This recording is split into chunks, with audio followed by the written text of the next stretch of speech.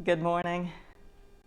Today it's raining, so I can't do anything outside, so I will do something for Poncho, my dog.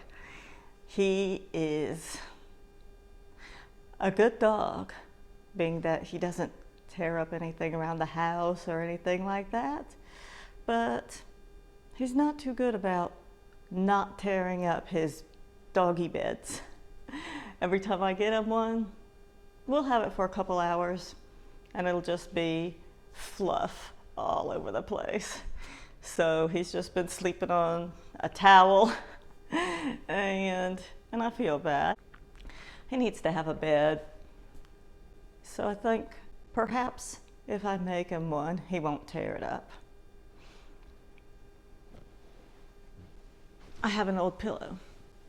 This pillow is hard and lumpy, so I don't use it. But I don't want to just throw it away, so it's been sitting there not doing anything in the closet. Figure it'll make a good dog bed. And there was a fabric store that was closing and it had a going out of business sale, so I got all kinds of fabric, like upholstery stuff that I've just had in the closet and had nothing to do with, so hey, it'd be a great time to use it. I was going through what I had and I got this. I was like, ooh, that would make a nice inside of a jacket. But hey, it'll also make a nice dog bed. So this will be the inside of his dog bed. Well, the part that he sleeps on. And then this upholstery stuff, it's neat looking. And so I was thinking about making a jacket out of it, and that would make a really cool jacket. I mean, imagine this on the inside, this on the outside, and yeah, look at that. I want to wear it right now. Nah, but I'm just gonna go ahead and make him a doggy bed out of it. I think I have enough left over that I might be able to make a jacket as well. Who knows? Maybe that'll be my next video. So I'm just gonna need 2 squares. And that'll be the bottom of it, the outside, and then the fluffy Sherpa stuff will be the inside. If he tears it up, oh well, the fabric was cheap. If he doesn't, I hope he doesn't, because then he'll have a nice bed, because I made it. So let's get to work and let me show you how I do it. So the first thing I gotta do is think about it. I gotta think, how do I want to turn this pillow into a doggy bed? Do I just want to make something like a pillowcase that slips over it, or do I want it square with a ridge around it? And I think I'd like the ridge around it. What I'm gonna do is measure, so I probably want it about 3 inches tall on the sides, and the pillow all the way around is 18 and 18, that's 36. And then this way it's 25. So 25 and 25 is 50 plus 36, that's 86. And so I will need a little edge that's 86 inches long and 3 inches wide. But I need to make it wider than that to give me a seam on it. So I'll say it's about 4 inches wide. So let me put this over here and we'll get out this fabric and see how long of a piece of this I have.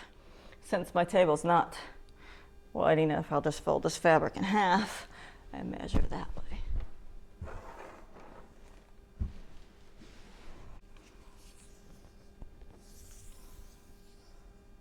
So that's 51 inches across. And you know what, since it's such a long straight piece that I'm gonna cut, I have a little rotary cutting tool and a cutting board. So let me go grab that and we'll use that instead of the scissors. It'll make a straighter cut. It's fun to sew. You get behind a sewing machine, you could sit there and just watch that needle go up and down, and when you're done and you've created something and you're like, wow, I made that. And you start thinking about all the other stuff you could make, and you think, how? Okay, so if I want something curved, how would I form the fabric so it's curved? Okay, so let me think. And so you have to cut little triangles. And when you fold the fabric, it'll go nicely around. And then you're like, you know what? Welding is like that. You cut the metal at different angles so that you can bend it certain ways to make different things, shading and all of that. So it's all the same. I'm fabricating with fabric right here. And I really enjoy doing it. Let's get back to making this. So, I have my rotary tool, little button here, safety lock. And I will just put this cutting board under here.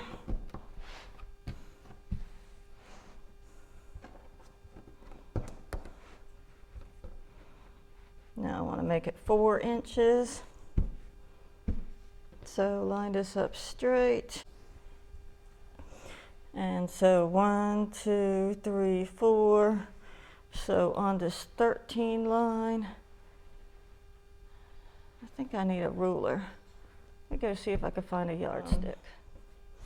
This is a kind of fabric that might fray a lot. I'm going to give myself a little extra leeway. So I'm going to cut it at 5 inches wide. So 1, 2, 3, 4, 5. So at the 12, so I'll measure it here and make sure it's lined up here on the 12. All right, there we go.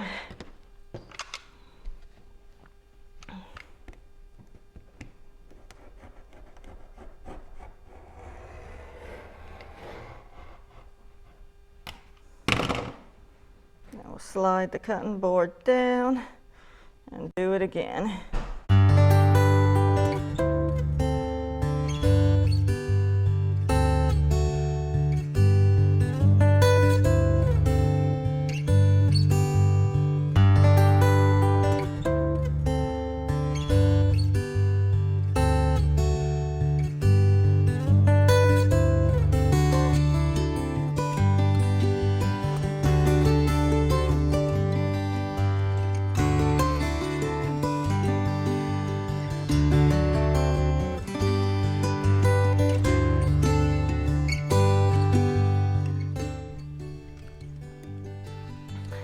You know, if I was making myself a jacket or something, I would be a lot more careful at this.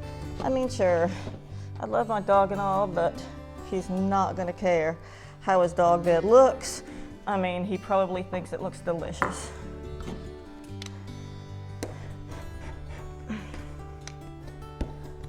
And it'll be eaten tomorrow. So, I got my edge piece. And now I need the bottom of it. So instead of measuring, I'm just gonna get a piece of the fabric and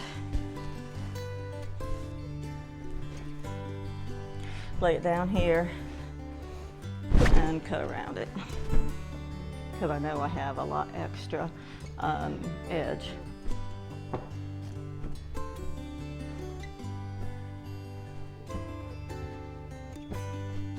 I'm just going to use my scissors for this because I don't know exactly where the cutting board is and I don't want to cut it to the table. So I'm just going to give myself leeway for the hems.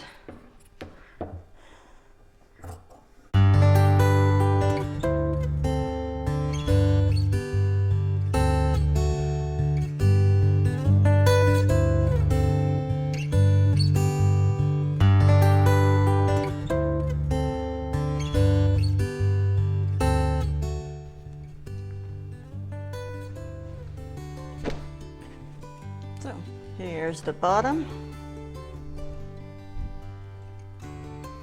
And here's the edge. So now I have to think, how is the inside gonna look? I think what I'll do is just cut another piece this size. So we'll sew this on here, and then we'll sew this around it, and then the top will be this stuff. So it'll just be like a square. Or do I want it to dip in? Well, because the pillow is flat and it's not concave, I think I'm just gonna make it square on the top. Yeah, that's what I'll do.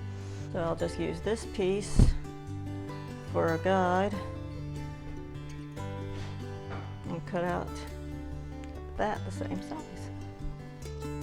Just like all tools, it's good to invest in a good pair of scissors.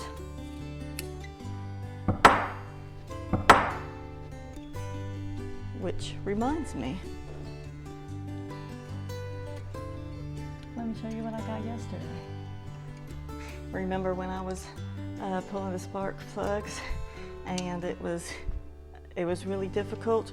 Well, my channel locks were not working too well. I bought me a new pair, and these are neat. There's a button that you push, and I still gotta get used to using them, but you hold that down, you can move it up and down, and it gives you such a wide area.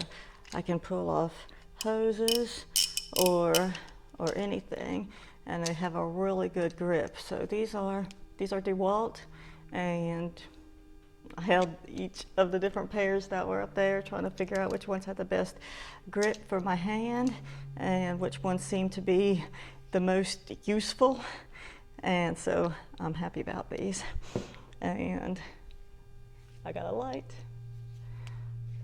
This is Cat, it was called, the brand. And it is very bright. It has 2 settings. It doesn't have so many settings. That's one thing.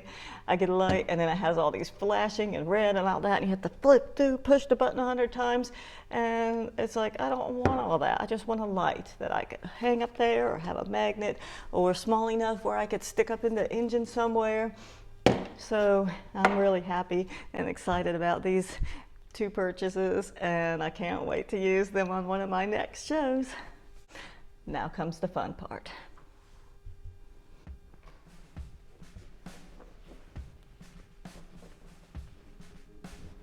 These ends together like this, and this is sewed, and then when you flip it right side out, it's gonna be right.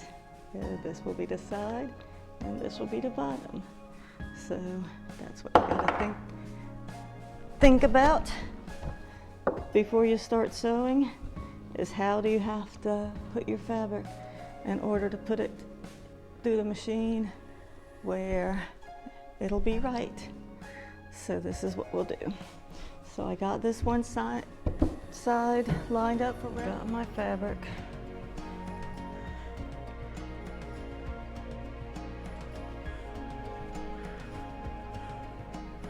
And because I want to bend it around as I sew, I'm going to have this short side facing me.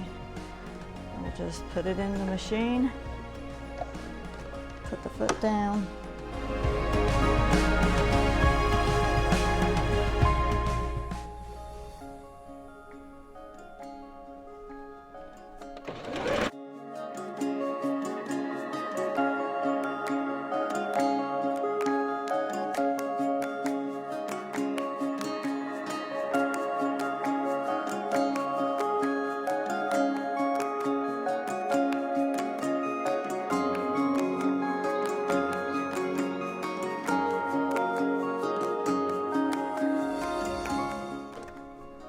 Now, we got to almost the end of the fabric here. So we're going to make sure we don't sew to the edge because we have to leave some for the other side to match up too.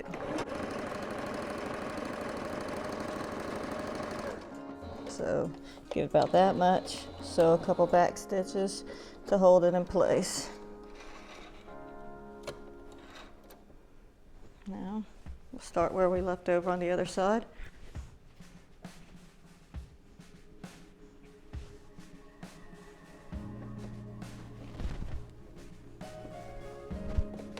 And this, you got to kind of think about how you can fit the fabric in the machine.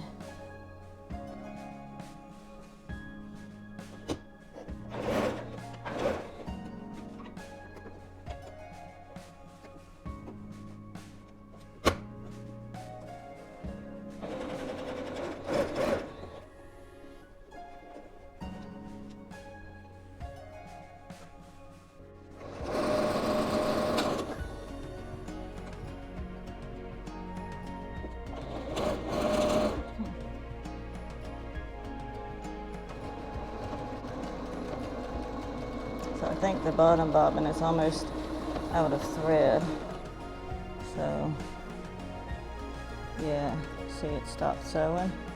So that means that I need to rethread the bobbin.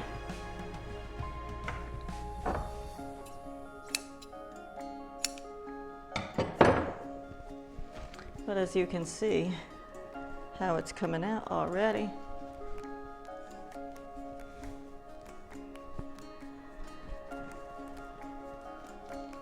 Looking like a doggy bed. So I got this one more edge here to sew.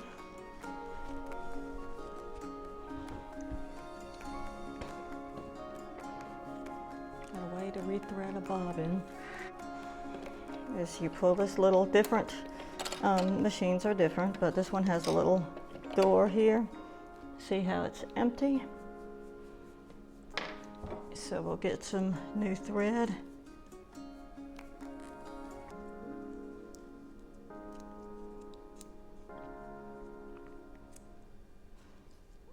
Unwind it from here. Push it on here.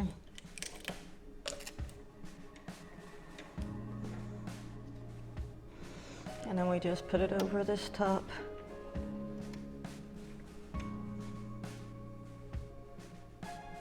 Thread from the middle out one of these holes.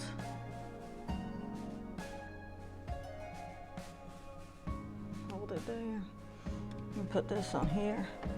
Once you push this bobbin back like that, it latches, it keeps this foot from going up and down. So then you get that taut.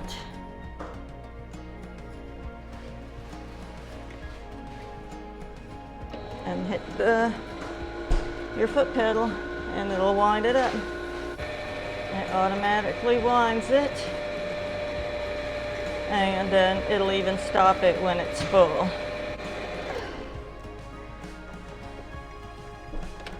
Just take it off, cut it, and there we go. Now when you put the new bobbin on, I'll make sure this thread that's sticking out the top that you used when you started, you cut that off so it doesn't get tangled up in anything.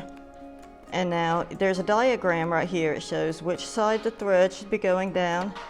Drop it in there, and then you just kind of pull it around here, and it basically automatically loads. I like to hold the top string because when you turn this, you can watch it go, and so then you just pull the top string and it'll pull it right through. And then you pull both of them together, and there you have it. I like to cut them both even. And put the little door back on. Now we're ready to get back to sewing. So because it's easier and I just have one straight line left, I'm just going to go ahead. See, this is the edge I have to sew, and I have to sew it onto here. So these two have to match up. And so I'll just start. I'll pull that straight. and then I'll just sew to about there.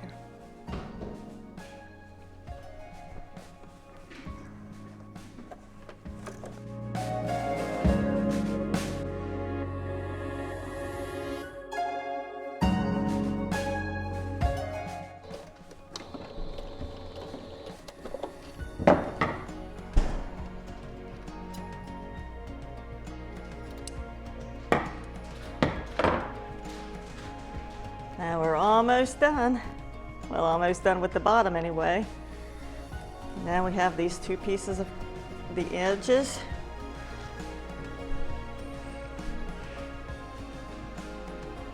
We'll line those up with here so there won't be any extra space. And we'll just sew these two together.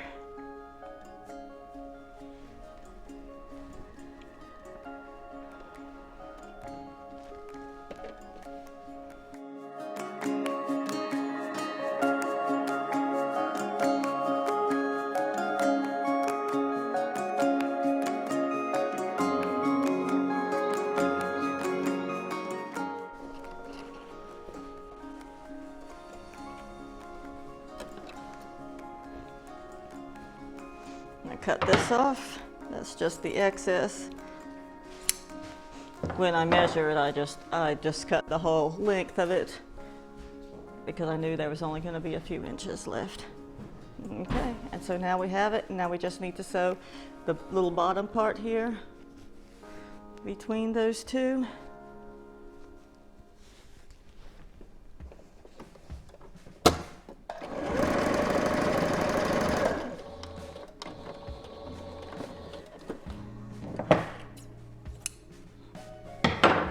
And now we have the bottom and the sides. Just like that. And let me show you how it'll go in the pillow.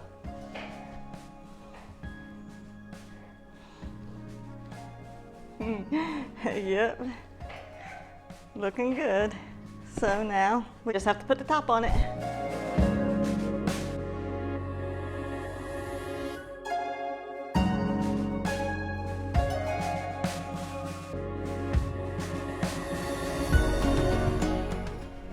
I got the 3 edges of the top sewed on. Now we'll flip it inside, right side out. Ta-da! Looks like a doggy bed. Let's see how the pillow goes in.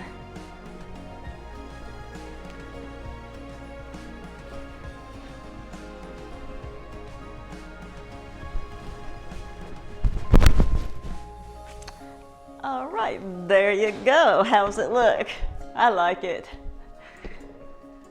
So now I've got to sew this last corner down.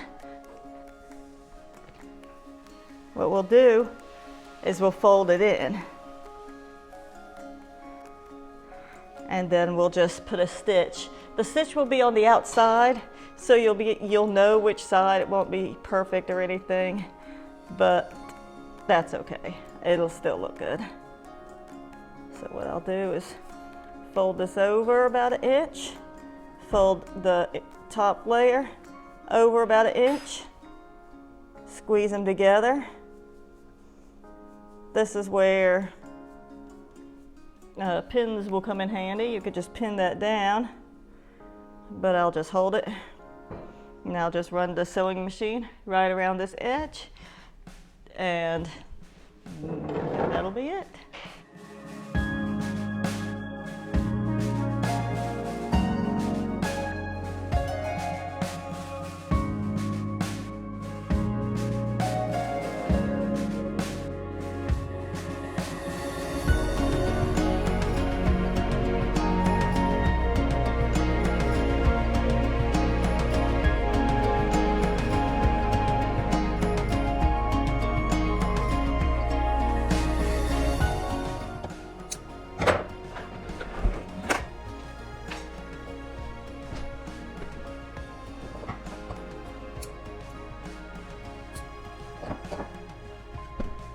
All done.